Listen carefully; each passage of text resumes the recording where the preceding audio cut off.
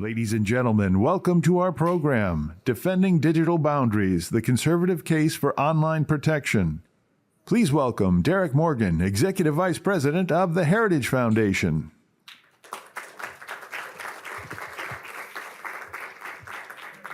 Thank you. Welcome everybody to the Heritage Foundation. Hope you're having a great day. We're excited to have you here. My name is Derek Morgan, and it's my pleasure to welcome you here.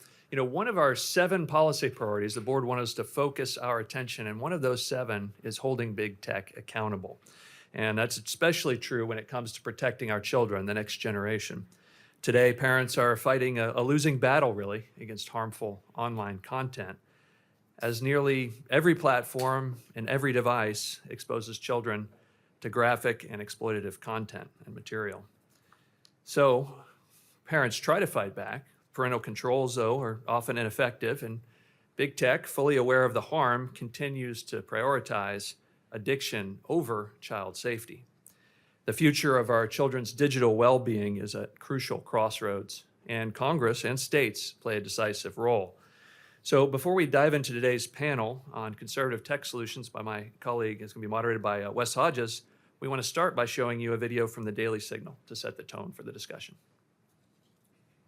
I sat on the floor with him and he showed me his phone, and I saw post after post after post where they were saying threatening things like put him in a body bag, put him in a coffin, put him 6 feet under, telling him that he was going to get wrecked. My son, David, was 16 years old when he died by suicide, and the months leading up to his death, he was the target of threatening cyberbullying that left him feeling helpless and hopeless. It went on for months where they were tormenting him, even to the point to where we had to change schools to get away from his perpetrators. But what we learned is cyberbullying doesn't require geographic proximity, and it even followed him to his new school. He didn't think we were ever going to be able to make it stop. What was he like before the cyberbullying began? He was a great friend. He loved to make his friends laugh. He wasn't the greatest student, but he was a great athlete. Unfortunately, he had an injury where he fractured his back, and while he was rehabbing from that injury, he turned to social media and online gaming to fill the void. After about 8 or 9 months, we started to see a real change in his behavior. He was showing all of the signs of a behavioral addiction, from lying about completing his homework. He was get angry and aggressive when we would try to get him to stop. He was sneaking around using his devices when he wasn't supposed to. Even after he was medically cleared to go back and play basketball, he no longer had the desire to do that. He had this addiction to social media and online gaming, so he had this persona of who he thought that he was online. And when the cyberbullying occurred, it was so damaging for him. He was just really, really just crushed. And what resources were there available to you and to David at the time that the online harassment was discovered? When we were reporting it to Instagram, and even some of the other students that saw it happening on Instagram were reporting it, but they weren't getting any kind of a reasonable response back from these platforms. This is a community issue, and it takes all of us working together, and we all play a role in this. Parents don't get a pass, and there needs to be a duty of care that social media companies have a responsibility in how they design and operate their platforms to keep kids safe. Ladies and gentlemen, please welcome our panel to the stage.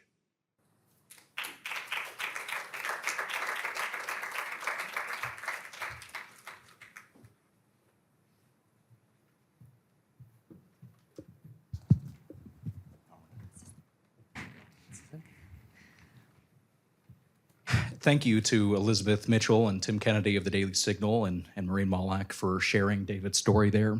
I believe a longer form interview will be released soon. Now that we've appropriately set the tone for this event, let's introduce our expert panel on defending digital boundaries, the conservative case for online protection. My name is Wes Hodges, and I am a coalition's advisor here at Heritage and the lead for the Big Tech campaign. More importantly, I am your moderator today.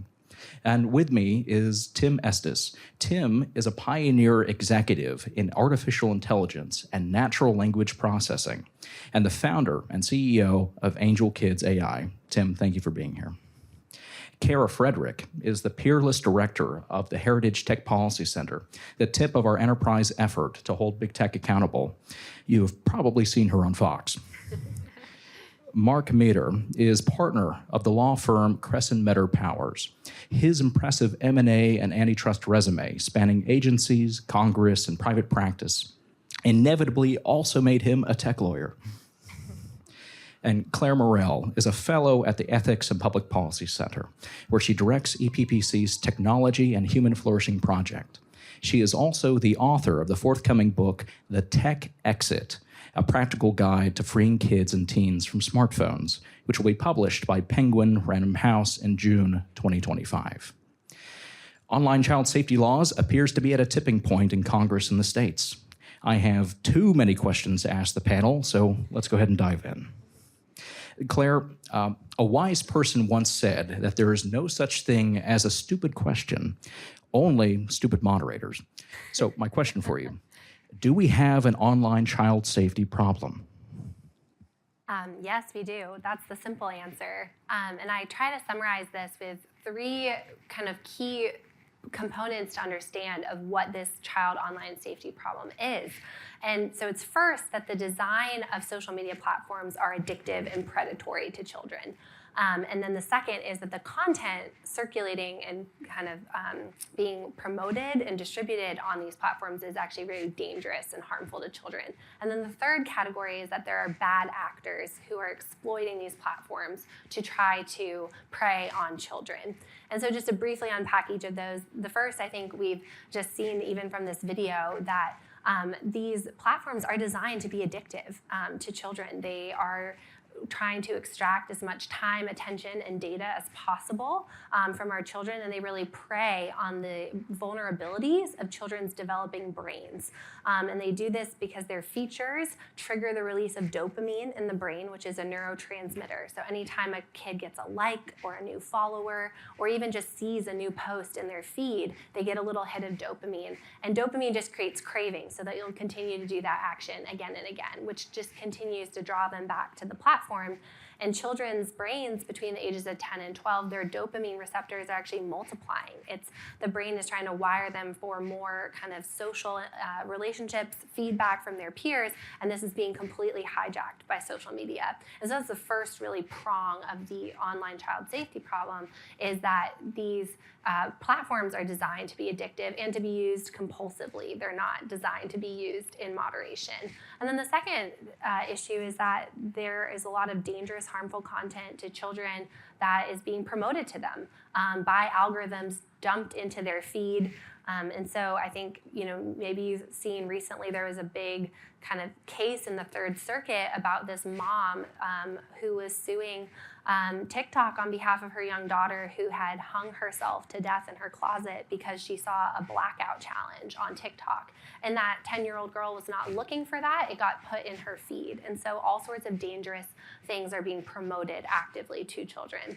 And then the last thing I'll just say is that there are bad actors. There are human traffickers, people operating sextortion schemes that go to social media platforms to be as an easy way to find and recruit children and exploit them. And so those 3 things combined are what has really made this an urgent and dire situation.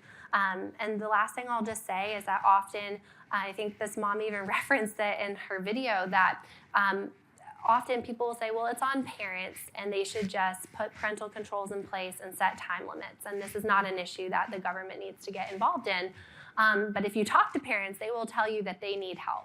And they need better laws to back them up. There are collective aspects to these harms, network effects that these platforms create, that even if a child is only spending a short amount of time online a day, or not even on the social media platforms, the way it has changed teens' social dynamics necessitates collective solutions. And so I'm hoping that's what we're going to be able to talk about more today. But that was a big flyover. I know I gave you a lot of content there, so I'm happy to go into any kind of further details. But that's how I'd summarize it. Thank you. I should have mentioned in our introductions that we are a full panel of parents. So the issues are very personal to us. Yeah. I can already tell you, I can see the dopamine firing in my 14-month-old who just wants to grab the phone, even though we have been very strict about screens in our home. It's still, we understand. Well, then let's go ahead and dive in and say, Kara, what are the main parts of the Kids Online Safety Act? And how would COSA affect the real-world experience of a child and a parent? Yeah, that's pretty easy. So when it comes to the Heritage Foundation, we've tried to take 3 key tenets of tech policy and how we approach our policy recommendations. And lo and behold, they are present in the Kids Online Safety Act. And number 1, holding big tech accountable. So that accountability piece, absolutely huge. Number 2, great for the techies in the room, user empowerment. We want users to be in control of their experience, right? And the people in authority over them, like parents, should be in control of that as well. So also present in the Kids Online Safety Act. And transparency, that's a key tenet of how we approach tech policy at Heritage. We think anywhere from AI and promoting explainability to opening up these platforms and the impacts of the algorithms on users. All of those are good things. So when it comes to the specific definitions and provisions within COSA that all adhere to these 3 tenets, number 1, the duty of care provision in COSA. So what it does, as Claire said, it strikes at the heart of those design features. So COSA, it's not a speech bill, it's not about the content, it's not anything like that. It has to do with the design. And I think something that's more pernicious that doesn't really get talked about too often is that these tech companies are aware of the effects that their platforms have on children, and they're continuing to double down to target younger and younger users. What's my proof? The Facebook whistleblower leaks published by the Wall Street Journal in October 2021. Everyone has probably seen the reams of data of internal research by Meta, as they're calling it now, which basically says, you know, if young women feel bad about their bodies to begin with, 1 in 3 feel worse if they use Instagram. All of that. 6% of American teens trace their suicidal thoughts directly to Instagram, and we have that information, those statistics, over and over again, commissioned by Facebook, internal to Facebook. They knew that, they saw it, and they said, you know what we're going to do? We're going to consider preteens, 9 to 11-year-olds, as a valuable but untapped audience. We're going to create a team to see how we can design our products to addict these children, these 9 to 11-year-olds. So when confronted with the data, which is a noble thing to do research and see how your platform affects users, but when you take a ostensibly noble thing and then you pervert it and say, all right, now we're going to use this to see who's not on our platform. How do we engage them more? Let's create things that'll do that, knowing what these platforms and the design of these platforms do. Then you have, in my estimation, a legislative imperative, a mandate rather. We need help to go right after that design, and that's what the duty of care does. It helps companies understand that when they design these things, they have to mitigate the exploitation on the platform. They have to mitigate the abuse on the platform. So that's one thing. I didn't mean for this to carry on too often, but number 2, when you're looking at user empowerment, we'll talk briefly about parental controls. I want my platform to come, you know, don't give it to your kids before 18, that's what I'm saying in my personal capacity, but I want my social media app to come ready-made with the most stringent default settings possible.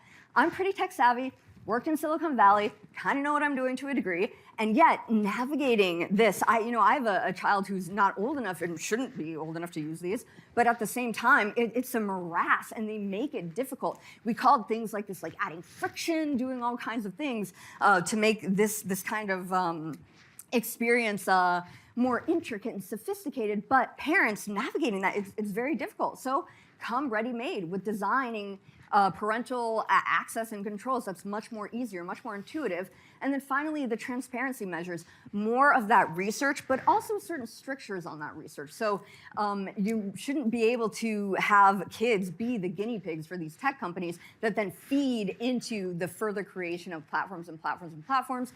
And mandating studies for more technical solutions to these problems, I think that's a good thing. If the US government's going to do anything, then they should be exploring more technological solutions to this kind of thing, because as we've seen, tech companies won't do anything unless they are pressured by people like us, the people in this room, to do that.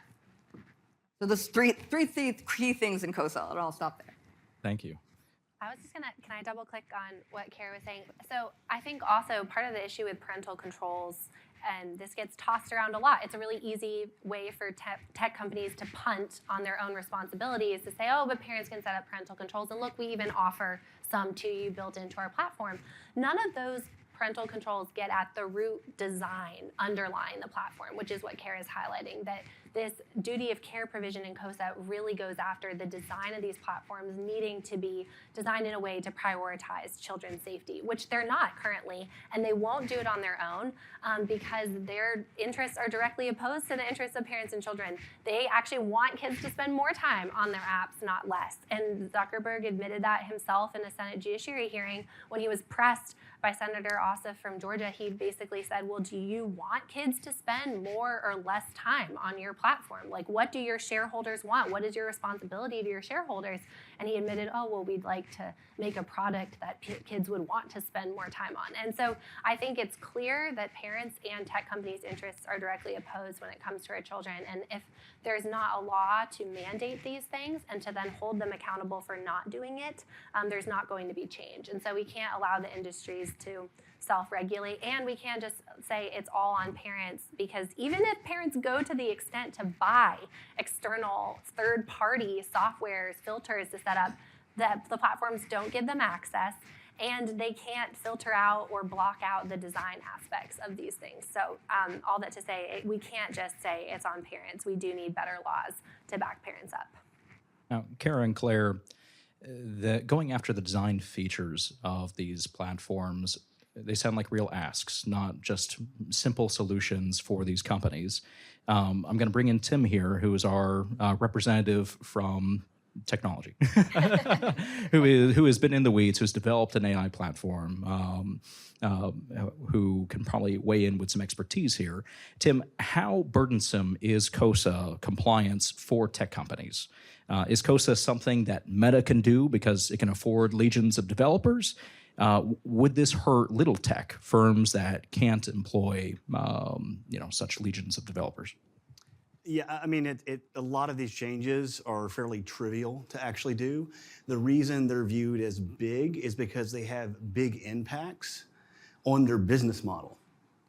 And they have big impacts on their business model because we live in an age where technology, which is supposed to make human beings more productive, to basically reach more of their potential. That's the whole purpose of technology.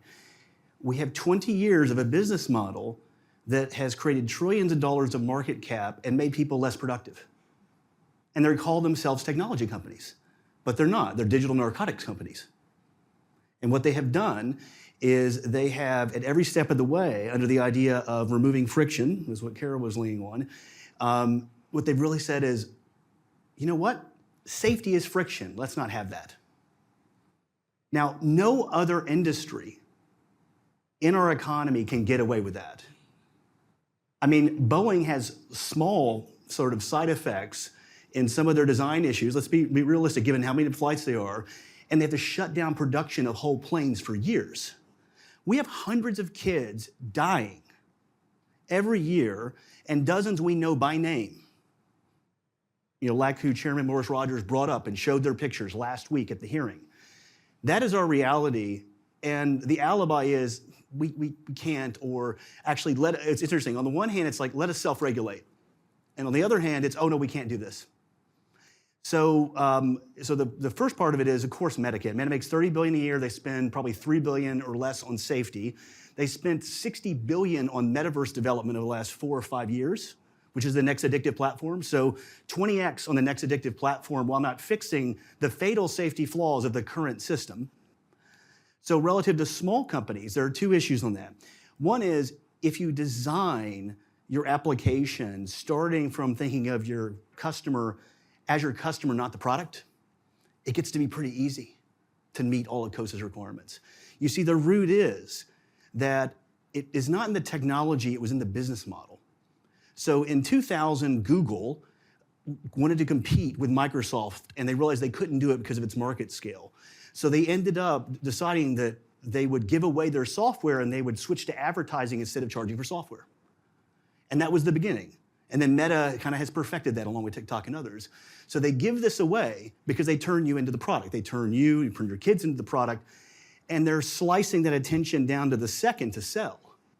So in many ways, what's gone on is they have treated kids as a means to their end, which means they're objectifying them, which means they end up exploiting them. If you get to the root of it, which is what is the modus operandi, what is in AI it's called the objective function, what are you optimizing? If you decide engagement should not be optimized, but wellness should be optimized, this all goes away. So they made a decision to optimize something that had nothing to do with wellness and actually ended up creating some of the greatest detriment to wellness that we've ever seen come out of technology. So I think number one, they talk out of both sides of the mouth as I try to give both arguments here. I'll end on one example I think that's very important. So when they had the 5 CEOs come up in January, and Senator Cruz put up that amazing placard that had the notice from Instagram about clicking through to CSAM. And it's having sort of help, like here are some helpful resources. Now, by the way, if you want to go to it anyway, click here. And as Senator Cruz said, in what sane world do you put that link there? And the response from Mark was very interesting. The response was, well, we could get it wrong. These algorithms for that kind of thing are 90, 95%, okay? And it's been that way for some time. So instead of introducing an easy process, which is whenever they hit a positive, and it's 95% true positive, if they just did a secondary verification, like going to your bank, like you can't log in with just your password in the bank anymore. It texts you something, right? It's called two-factor authentication. Why is there not two-factor or two-test authentication for sensitive areas? Trivial thing to do, ultimately, would have totally shut down that problem. They could have done it years ago, but they don't because of friction. And the reason is friction costs them money, and the kids are worth less to them than the money they make.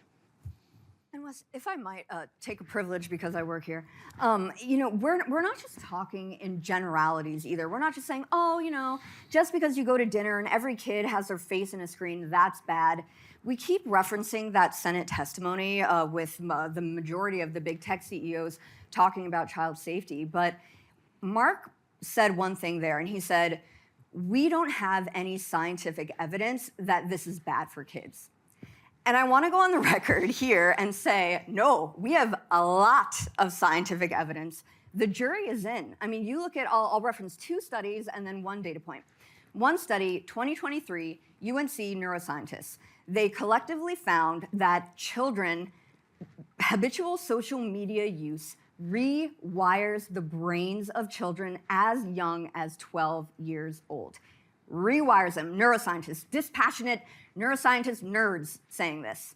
In another study at Cambridge in the UK, 2022, they found there was an inverse relationship between the use of social media and life satisfaction among adolescents, in particular girls, at sensitive periods in their life. So the more they used social media, the less they were satisfied with their life. The less they used it, the happier they were. And then finally, and I'm going to steal blatantly from you in some of our chats, don't worry, it's not crazy.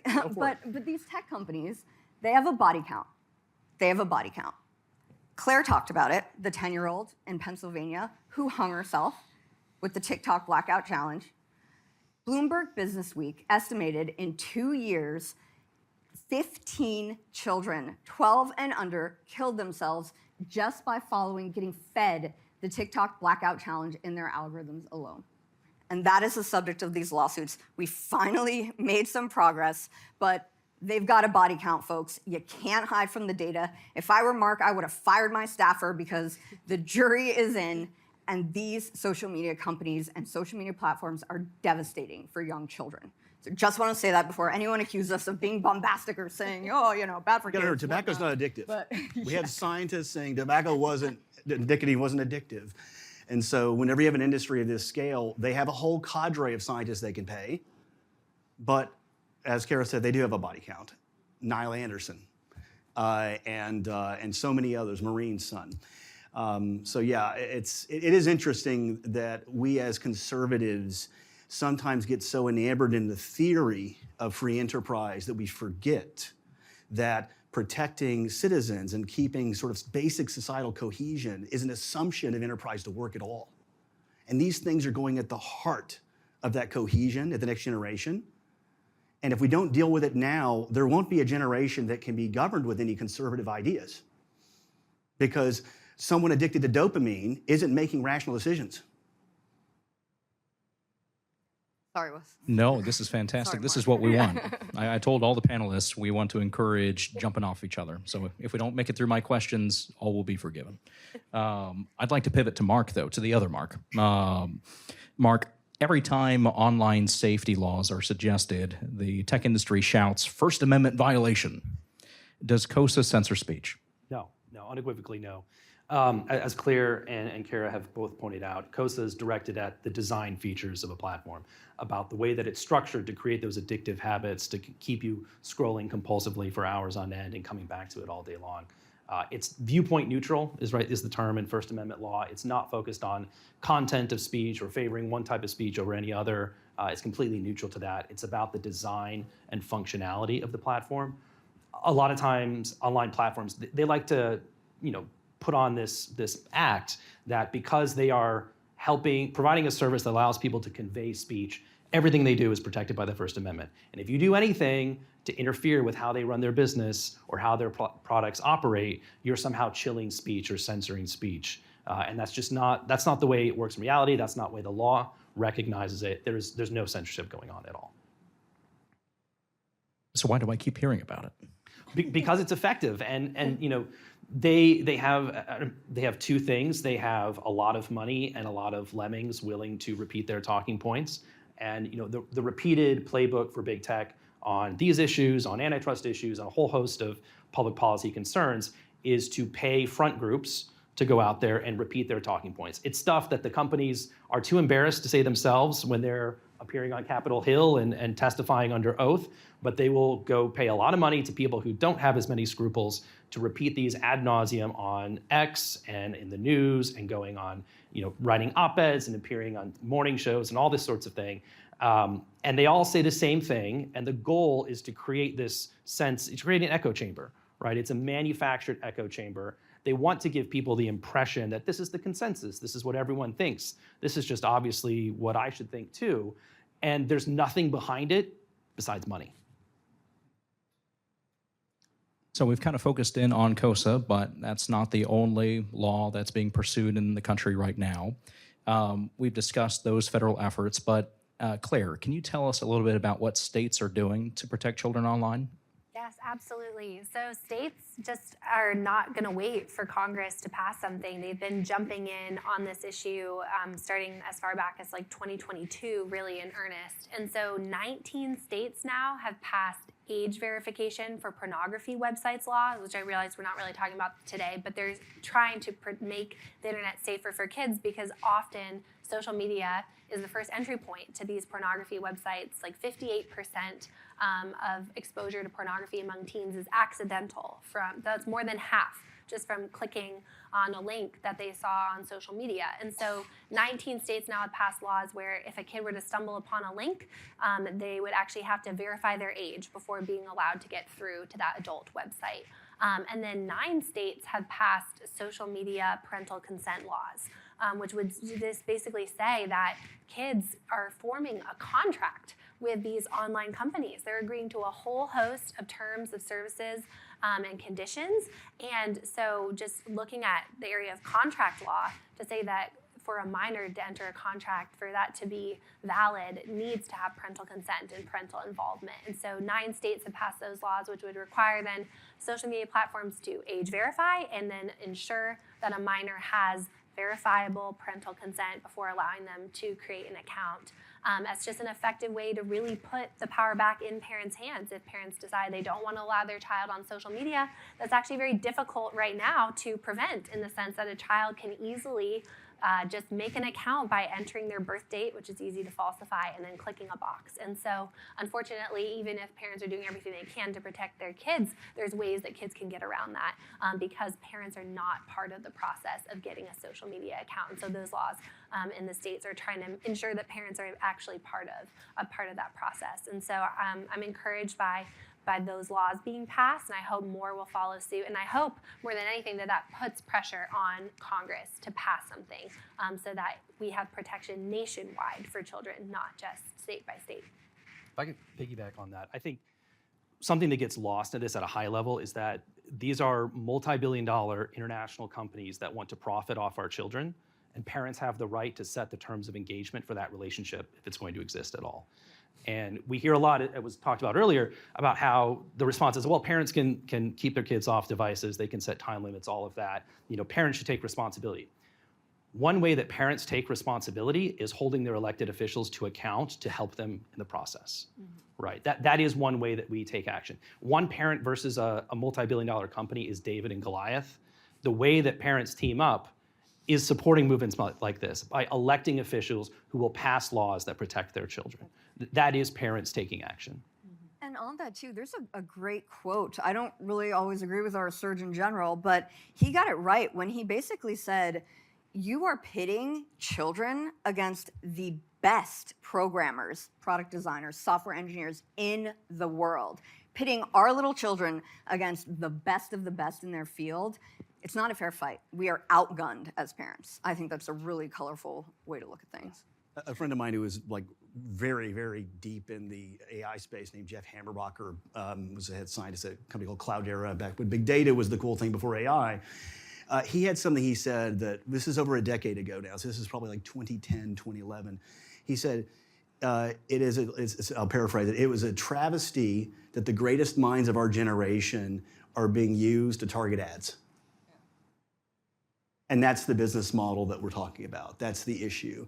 And on the free speech one, I want to transition that these are products. The reason we're regulating design features is they are features. Features happen with products. This is not speech. There is some confusion about this going on in some very odd court cases too. There's some confusion and the courts are all over the place on this right now. But the idea that they wanted to protect third-party speech, which was Section 230, they've tried to draft in to protect the way they have designed products so they can monetize them with no liability based on any consequences. That is absurd. And it needs to be recognized as utterly absurd. It's a level of laissez-faire that even Hayek wouldn't have endorsed. No, and I think that this is getting into more of the legal weeds, so forgive me for kind of diving in on some of the Section 230 stuff, but this is what... As a lawyer, I'm glad we're finally getting to this part of the conversation. Good, Mark. Well, I was going to say, so I think that the tech companies for years have just been able to hide behind Section 230. Courts have overly expanded it to include things that are legitimately their own product design, like algorithms or infinite scroll or autoplay. And so this is why COSA is so critically needed, is because it clarifies that product design features are not to be interpreted as protected by Section 230, which is, again, protection for third-party speech hosted on the platforms, not for their own design features, like an algorithm that dumps a blackout challenge in the TikTok feed of a 10-year-old. And so I think it is important to understand the legal things. And on the censorship concerns, Section 230 is not going anywhere. They're not removing any protections from Section 230. And so if a company is concerned about COSA potentially being used to target them for, their kind of speech that they're hosting, they don't need to be concerned. They still have the protection of Section 230 for any speech hosted on their platform. But it is to say we want to hold companies accountable for the way they're designing their products to make sure that they're safe for kids. And as Tim mentioned, no other industry gets this free pass. Every other industry has to be accountable for ensuring that their products are not harmful to their users, are not harmful to children, and that's what consumer protection law is. But this has been completely blocked because of Section 230, and COSA is trying to really critically put a hole in that to say this was never meant to protect companies for liability from their own product design. And even if you wanted to concede the idea as a thought experiment that this was somehow limiting some kind of speech, we're talking about the right of third parties to convey harmful information to minors. Mm-hmm. That right does not exist under the First Amendment, right? We have long recognized limitations on the access of minors to certain kinds of information. If a 13-year-old walks into a gas station and tries to buy a Playboy, they're going to be asked to show ID and they're not going to be able to get it. There's no reason that should be any different online. Mm-hmm. That's a separate conversation from what COSA does, but getting to this idea that the law recognizes differences when it comes to minors and how we treat their speech rights and the rights of others to convey speech to them. You know, one thing I've seen more and more in the news and on Twitter is, X, is the question of phones in schools. So I'm wondering if anyone on the panel would like to shed light on what that movement is looking like. I've heard things in California and New York and in Virginia.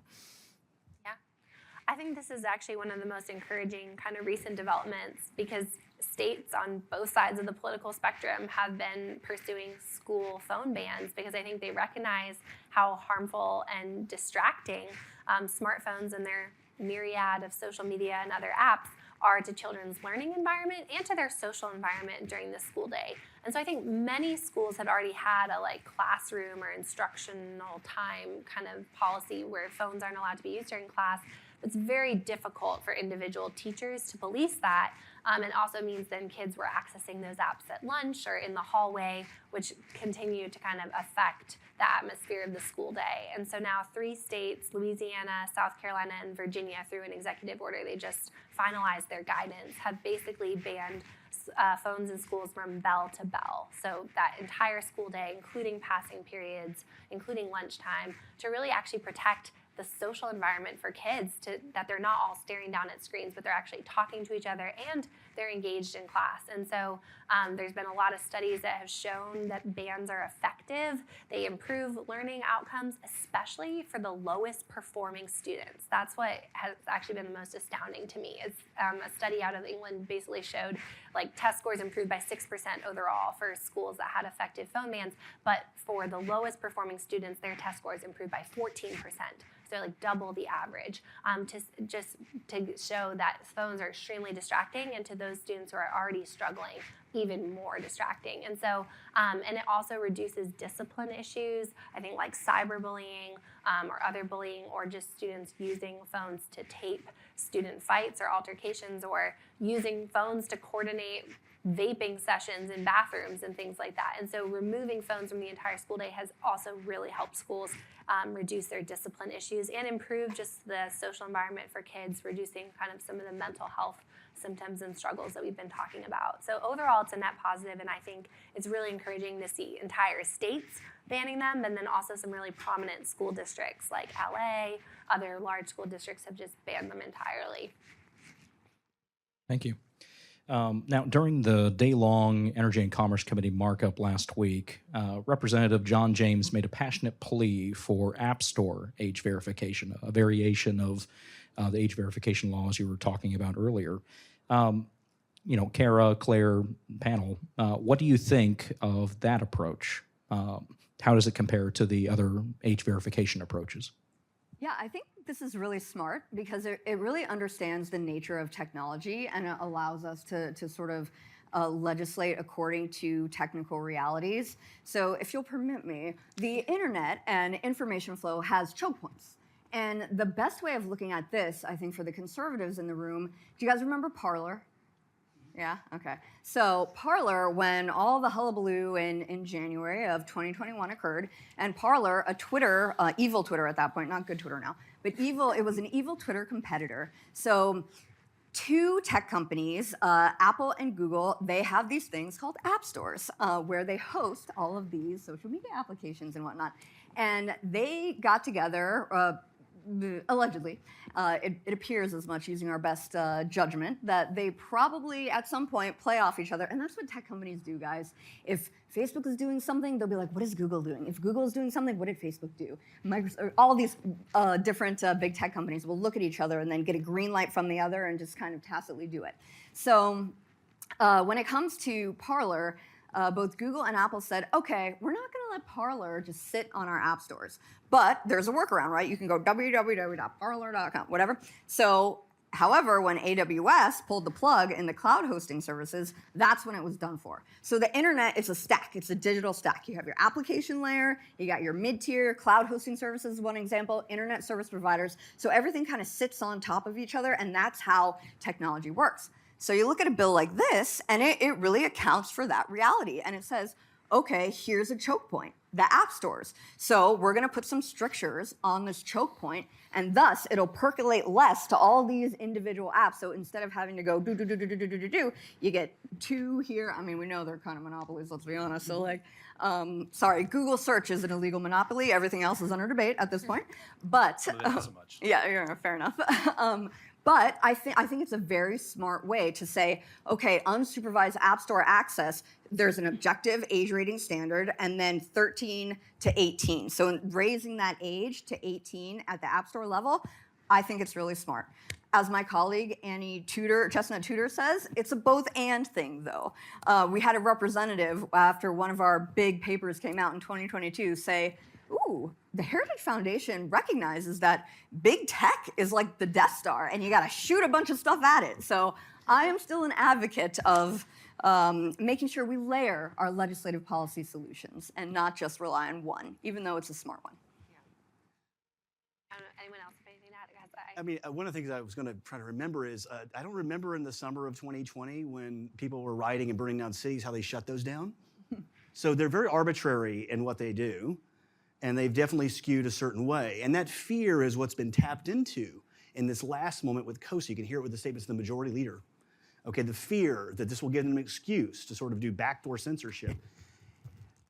This argument is being made by the people who have given so much to the other side for so long. It is the source of money.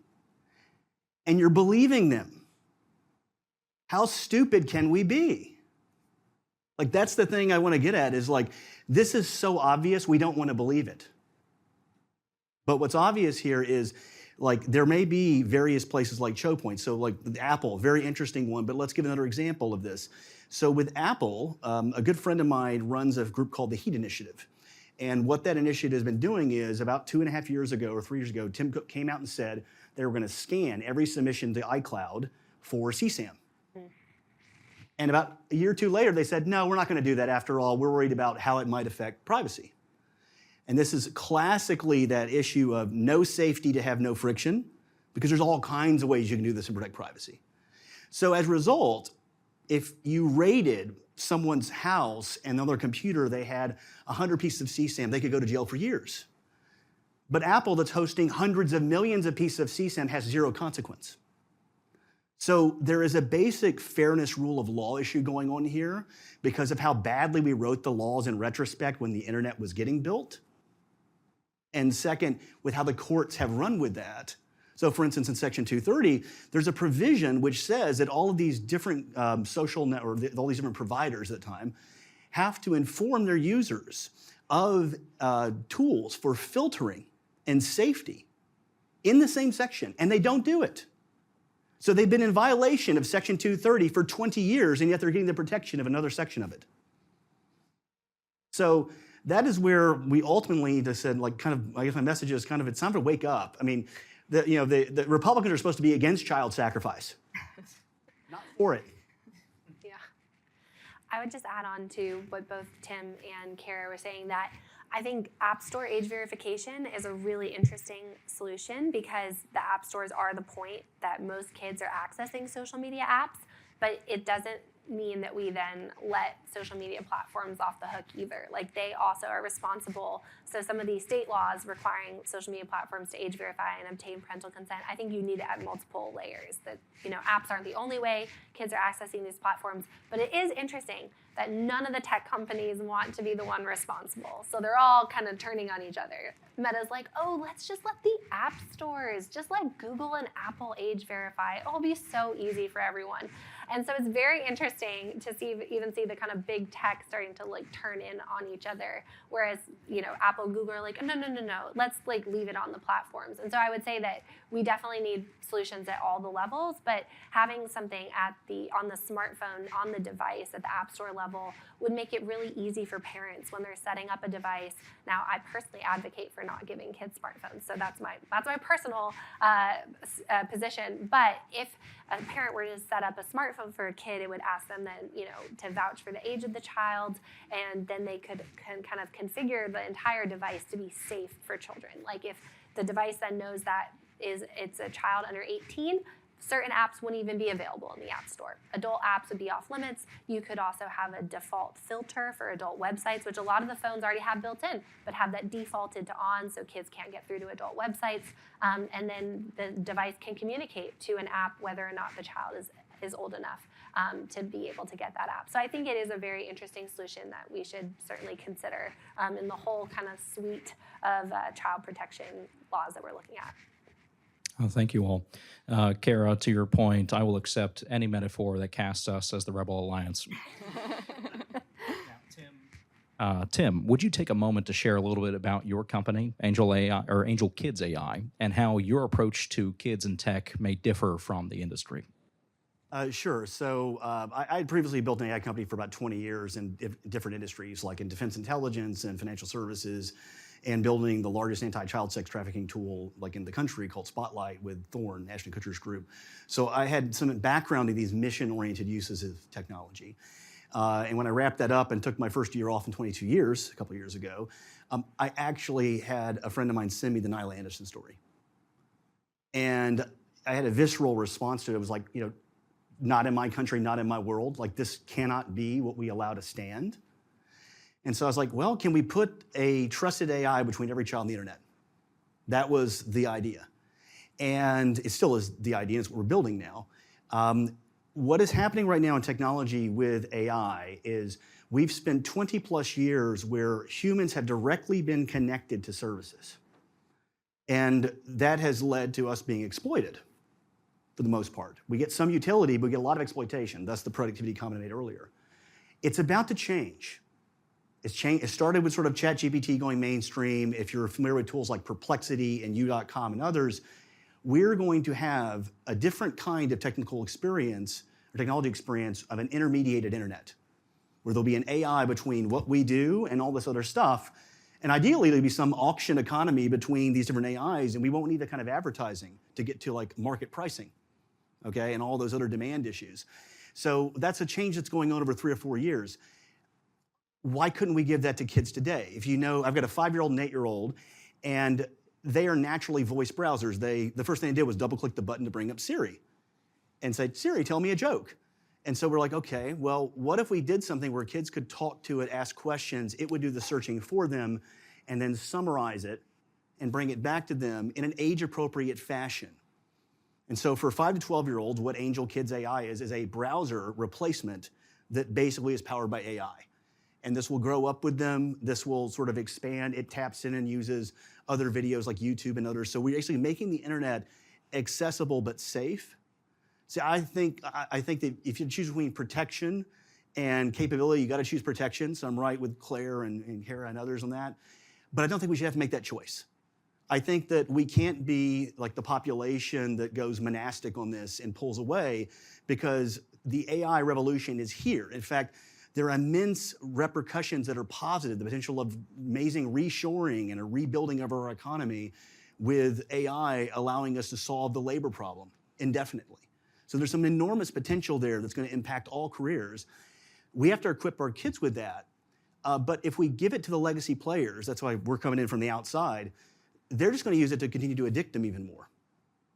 And so it's actually, I wrote a piece in Newsweek back in the springtime that basically said, if social media was the new big tobacco, then AI used by them will be the fentanyl, the thing that hooks them straight away and there is no escape. And so we wanted to put an antidote to that. So that's what Angel Kids AI is. We're testing with a bunch of families right now. Should be available early next year. If anyone has kids, you can come to me. I'm happy to get you all into the testing. We're building it for busy parents. We don't think digital babysitting should require auctioning your children to the highest bidder, which is what it is today. We think instead that should work for you and you should have full control over that. And I'm guessing it'll be COSA compliant if that's the law? That'll be an obvious one. In fact, Angel may be the mechanism big companies could actually get COSA compliant potentially, because it's going to have it all baked in. So, thank you. Well, one last big ideas question to end the panel today. Setting aside political feasibility, and this is for the entire panel, what would you like to see happen in our laws to protect children online? Let's start with you, Claire, if that's not too unfair. I think the ideal is to actually age restrict social media out of childhood. Yeah, I'm just going to plant my flag on that to say that I think we need to treat it like alcohol or tobacco or gambling as something that is not safe for children and is just not best for their developmental brain. Now, maybe I would revisit that years from now if COSA is implemented and all of a sudden the entire design of the platforms changes. But as they are today, I think that treating this technology as what it is, an addictive substance, and also an unsafe place, to be honest. I think the way that we recognize that bars and casinos are not a place that we want our children hanging out. I believe it was Leah Plunkett, was like an assistant dean of Harvard, said that TikTok Live is the equivalent, a digital equivalent of going down the street to a strip club filled with 15-year-olds. That the environment of these platforms is inherently dangerous and sexualized and just full of content like blackout challenges and other things. And so I think for both of those reasons, whether you treat it as an addictive substance or as an unsafe place for children, really would necessitate age restricting it out of childhood. And that solution actually makes it easier on every individual parent. I think almost every parent I meet says, I don't want my kid on social media, but I don't want them to be left out. Every other kid is on it. So I think if you just make it a non-negotiable, that if it's just completely out of childhood, it makes it easier on every individual parent and family. And I think that would actually really restore the social environment for kids today. Because as we've mentioned, there are these social dynamics, these network effects, even for the kids who aren't on the platforms. And so I would really like to just preserve childhood from the influence of social media entirely and just move it back to 18. So I would endorse that 100%. Thank you, and then I would add to it just age verification for all adult content online. There should be no disparity between the way we treat the sale of adult content in the physical world and the way that we treat its consumption on the internet. The inconveniences that it might pose to a few people are so trivial compared to the damage that it does to children that there's just really no reason to treat those differently. And there's bills for this. Senator Lee, Rep. Mary Miller, the Screen Act, there's bills for this. We had a privacy framework that would help prohibit targeting advertising at children. So for me, if I could, wave my magic wand, end the profits by ending targeted advertising to children under 18. Stop making it lucrative for children to be on these platforms. Our kids should no longer be for sale. Every conservative, I'll leave it at that. Every conservative should be able to get behind that. Yeah, and I think that I think everyone's made wonderful points here of where it could go. But I think I would want to close on, COSA's right there right now. The majority leader of the U.S. House owns whether or not it's going to get a vote or not. And right now, Mark Zuckerberg is deciding what gets to the floor of the House. And no leader in our party should have Mark Zuckerberg telling them what to do. Okay? And if the House majority, for some reason, if the leadership, and I know some of them are co-sponsors, like Lee Stefanik, so it's not all of them. If they really think they have a reason why they can't bring the bill in some form to vote, that would get 2/3 vote, almost definitely, if not 400, somewhere in that range, they ought to have a conference with all these parents that lost their kids and sit down with them for an afternoon and explain why their opinion doesn't matter. Because that's what they're actually saying without having the courage to stare them down. So I would challenge them, if they're not going to bring in a vote, meet with the parents, have the courage to actually face it. You will probably change your mind on the way when you really think about the root of what true conservative policy should be is about protecting human dignity. Freedom comes from human dignity. These children have had their dignity ripped away. And we can fix it. And we have the votes to fix it. So instead of what we could add on, we need to vote and get this done, what's there right now. Fantastic. Hear. Well, thank you so much for this important panel. Thank you all. On behalf of the Heritage Foundation, thank you for joining us virtually and in person for this event on online child protection. Please join me in thanking the panel for their time and expertise.